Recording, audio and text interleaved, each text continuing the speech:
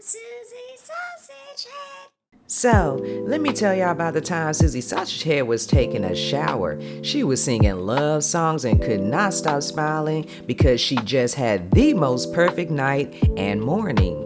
She was currently at her guy friend's house, whom she'd spent several hours hugging and kissing in a special way with, and though she was sore and tired, she still felt energized by their shared chemistry. Satisfied with her shower, she exited, got dressed, and joined her guy friend in the living room. Susie Sausage Head left the restroom and found her guy friend in the living room sitting down and watching TV. Susie still had a good hour before she had to leave for her day, so decided to sit a while with him. They were silent while watching television. Not an uncomfortable silence, but a contemplative one. Susie, for her part, was vibing in a space between looking forward to her day ahead while still in bliss of how the day started. For her guy friend, though, it was different. Susie first noticed him rubbing and squeezing her shoulder in more frequent intervals. Then she noticed he began to bounce his knee while sitting using his tippy toes. Susie knew that this was an indicator of angst or stress and immediately felt guilty for not noticing his discontentment sooner.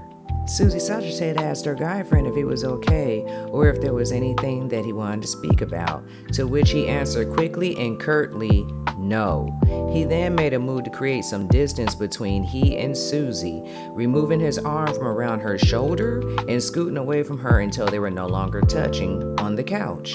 This move alarmed Susie, and it took her a minute to process it and then decide which response would be the best one. Ultimately, after the now uncomfortable silence stretched on, Susie announced her intention to head out. Before she can gather her belongings and exit the living room, her guy friend got up and walked out of the room. He moved to the kitchen to begin doing dishes, again without speaking much.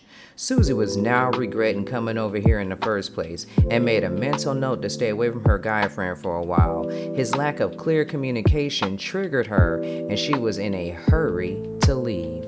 As Susie Sausage Head was heading out of her guy friend's house, he turned off the water faucet he was using to wash the dishes and began to speak to Susie without turning around to look at her. He began to express all of the trials and tribulations he had been experiencing as of late and how he was trying to figure his way out of a monumental mess. Susie's guy friend also stated that it was not his intention to be cold to her in the way that just shut down after they'd had such a wonderful evening and morning together. He just didn't know how to communicate matters as personal to him without feeling utterly vulnerable. As Susie was listening, she put down her handbag, mobile device, and car keys. She, however, would not be sitting down herself. She was still feeling uncomfortable for reasons she couldn't name but could feel. As she listened to her guy friend, Susie Sausage Head tried to step outside of her own self-concerns and be a true friend to this man in his time of quote-unquote need. She did not know what needs he required meeting since he had not expressed any actionable desires. Susie took this to mean that he just needed a confiding ear and a nice, strong hug. Susie was more than capable of providing both, and she was prepared to offer more in the way of emotional support if he so desired. Susie began to walk toward her guy friend, whose back was still facing her due to him looking down into the kitchen sink and still soapy dishes. He was still talking with his head down as Susie reached out to rub his back in a loving manner. Susie's hand had barely made contact when her guy friend jumped and simultaneously sent his elbow backwards into Susie's unprotected face. He turned around to see Susie backing away, hands raised to her face, eyes wider than the plates he needed to rinse. She looked up at him as she removed her hands and looked down. The rich crimson liquid now covering her hands was all she needed to see.